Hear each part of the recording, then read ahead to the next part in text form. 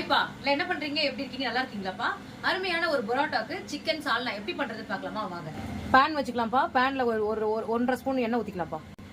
பட்டை, லவங்கம், கல்பாசி, 1/2 ஸ்பூன் சோம்பு, ஸ்பூன் சீரகம், ஒரு 1.5 ஸ்பூன் வரமல்லி, 5-6 வரமிளகாப்பா, ஒரு 1/4 ஸ்பூன் கசகசா, ஒரு 2 துண்டு இஞ்சிப்பா, 10 பல்லு பூண்டு போட்டுக்கலாம்ப்பா, ஒரு 10 பல்லு சின்ன வெங்காயம் போட்டுக்கலாம், 2 ஸ்பூன் தேங்காய் துருவல் போட்டுக்கலாம்ப்பா, கொஞ்சமா புதினா போட்டுக்கலாம்ப்பா, கருவேப்பிலை போட்டுக்கலாம்ப்பா.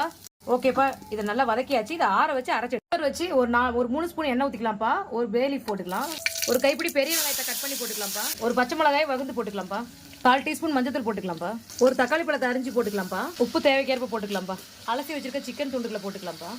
சிக்கன் துண்டுகளை போட்டு நல்லா வந்ததுக்கு அப்புறம் இந்த அரைச்ச மசாலாவை போட்டுக்கலாம்ப்பா. மசாலா போட்டு நல்லா பெரட்டி விடலாம்ப்பா. நல்லா பிரிஞ்சு வந்துருச்சுப்பா. இப்போ வந்து இந்த மிக்ஸி ஜாரை கழுவி அப்படியே தண்ணி ஊற்றிக்கலாம்ப்பா. குழம்புக்கு தேவையான அளவுக்கு தண்ணி ஊற்றியாச்சுப்பா. இப்போ விசில் போட்டு மூடி போட்டு விசில் போட்டுடலாம். ஒரு 5 விசில் விட்டு ஆஃப் பண்ணிக்கலாம்ப்பா.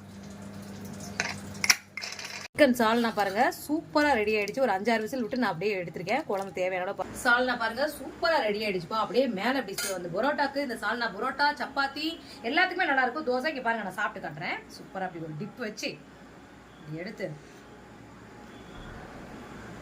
ஆஹா சூப்பரா இருக்கு. நீங்களும் இதே மாதிரி அளவுகளோட செஞ்சு பாருங்க. ஓகேங்க, பாய்.